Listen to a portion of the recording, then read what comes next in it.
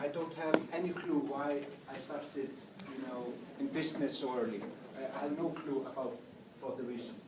So I started this company when I was 14, and then like 6 months later, well, it was called GR Software, but then 6 months later, I decided we can call it GR International, go to international markets. But then school started again, and I was getting 15, etc. But then I founded another company here when I was 17 called Oz, and that became very large. We had I need to leave school when I was with 30 employees. So all of you here, you are more educated than I am in terms of formal education. My formal education is my driving license. That's my certificate. So I don't know. I needed to concentrate on the business when I was 17. Need to pay salaries. So I need to leave school when I was almost 18. So since then, I have started, I think, 8 or 9 companies. I want to share with you, that journey a little bit. So I started a mobile company, like a GSM company in Iceland, actually 2 such companies, and a broadband company in London, and another one in Ireland, and then some software companies, and then this company, this company was bought by Nokia in 2008, and then I bought the name back for my new company. So I have a Oz again. So this is a kind of a background there about myself. And now I'm here living in Santiago, building up the Latin American business for this company Oz. So we are a small team, it's a startup team. We are about 20 people. Picture of us in our laboratory. We are software company, so it's actually it's not entirely true. So what we do is that we are creating a new platform, like a new media platform for Chile and for Latin America. It's not like Netflix, but it's similar as Netflix. But we have like live television as well. So we'll have a TVN, Canal 13, La Red, new TV channels as well. So, but we haven't told many, it's a big secret, we haven't told anyone about it, but you know now. So we are now looking for the right people, we are setting up the company. After the presentation now, I'm going to the tax office, to get like a root number, so we can start the company. So it's, it's really happening. So the spark, it's like, what happens when you decide to do something? How does that really happen? What's really, what is that all about? Well, I don't really know, in terms of why entrepreneurs, why they start companies. So, for example, when I was 14, why did I create something and try to sell it? My parents were not really thinking about it, so, this is something that it will be a life journey for me to understand where the spark comes from. When you decide, I want to do something about this, let's get people together and let's start something. So that's something that I'm always very curious about, learning a little bit about that. But nevertheless, everything starts small. Everything, just like with ourselves. So sometimes we think about when we start something new, we try to imagine in our head, oh, it's going to be too complicated, it's too, I can't do it.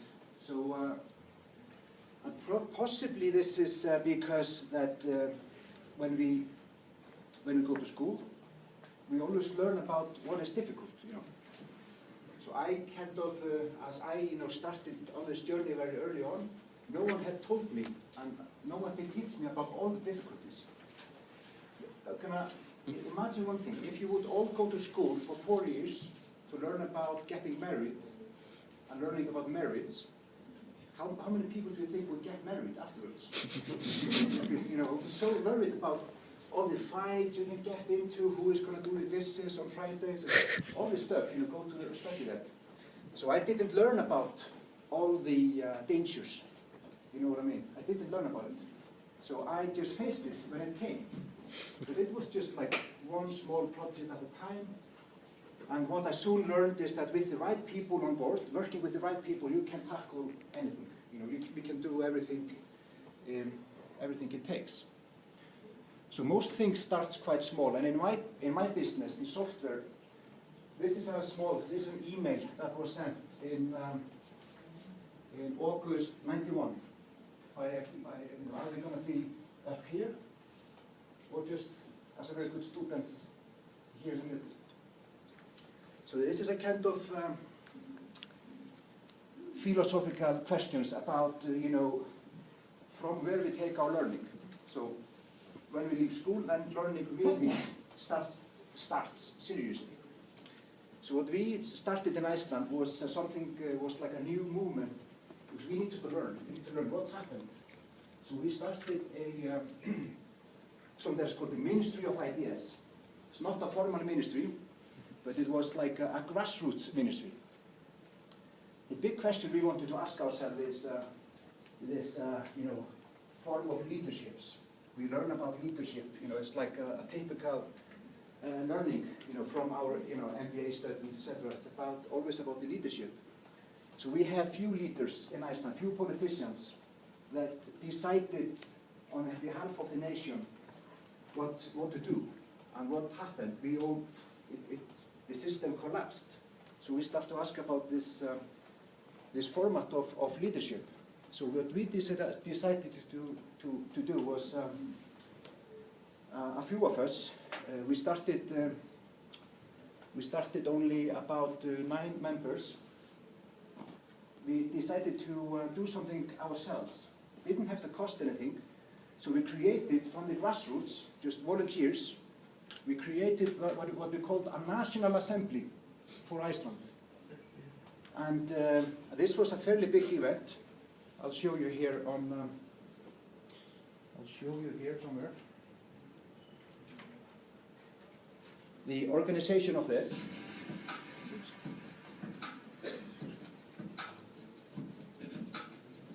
So this is us just planning the event. These are all volunteers. There was no money involved. So we didn't ask anyone about anything. We got the facility, we set everything up, and we created like a visioning framework. We invited a random sample, about 1,500 people from a random sample of the country. This is people just joining this session on a Saturday morning. And we had like a brainstorming session with all of them, asking about what does our nation want? What do we want to stand for as a country? And what should be our future? And we did this without asking any politician, because, you know, it doesn't cost anything. It's just about doing it. It's just about believing that we can do it. So we did this in 2010, and it started with, we started, you know, few of us with an idea. And the only cost was to buy some coffee at the coffee houses when we met. And then what we did is that, okay, how can we organize this? It's going to be one day. So we needed to create like a system, a process. So we create a process to you know, take all the ideas from the nation and how, you know, how we would map that into like a big event. So we create like the, you know, all the methodology and everything. And there were no consultancy companies, just like grassroots, just people that wanted to join in. And without really going through a big question about what can I do? It's just, let's do it. So this is something that we did, and then 1 year later, the Icelandic Parliament actually called me and asked if I could do this again for another event, but then held by the Parliament of Iceland, asking the question about our new constitution. So after this, because the outcome of this session was that the people, they wanted to look again into our constitution. I remember that Iceland has the oldest parliament in the world, from the year 970. So it's like the first parliament that was founded by the Vikings. So we have a kind of a historical kind of a reputation for like democracy. But the interesting part here is just started with few young people. And it's the same when you start a company. You know, you have an idea, you want to do something, and you just go for it.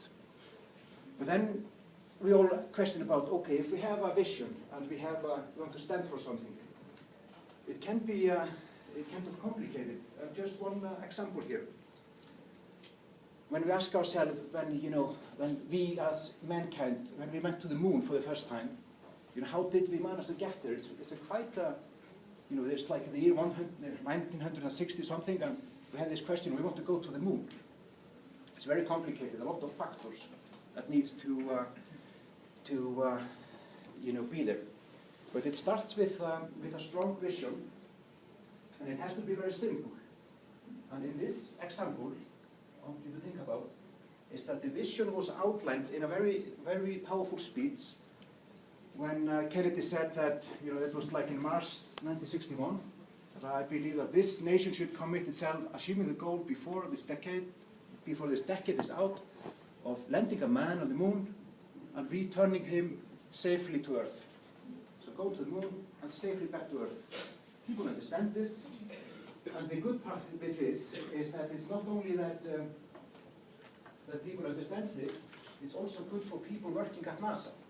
So even the person that works in NASA as a bookkeeper, he or she stands for something. Yeah, I'm here to get a man to the moon. So it's not about working at NASA. It's about to get a man to the moon.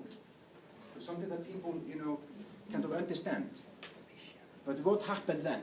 Then there was a company called Fisher, and they created like a special pen, the Fisher space pen, because they knew that in zero gravity, normal pens, they do not work.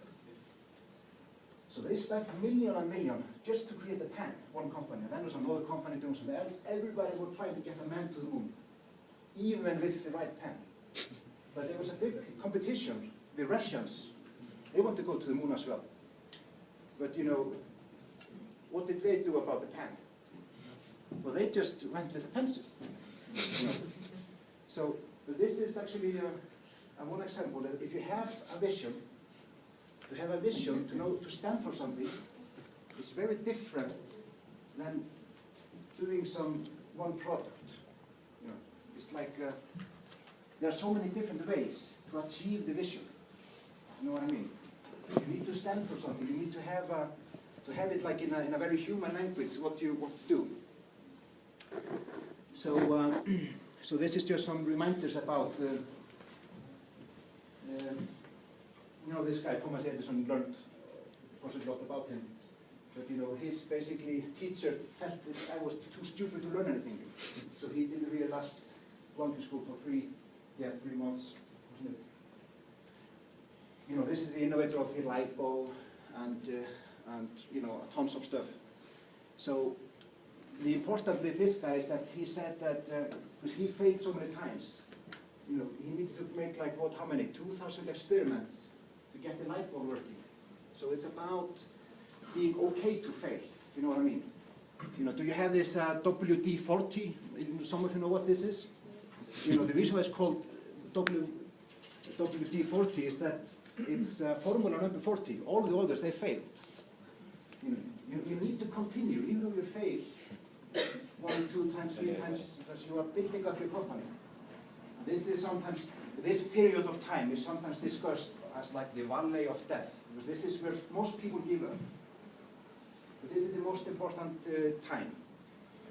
And then you need to start to figure out, this is where you get some investment into your company. Startup companies never have loans. You never go to a bank to get a loan. Never. No company like in Silicon Valley go to a bank and ask for a loan. That doesn't work like that. You don't want to risk your own name to have a loan from a bank.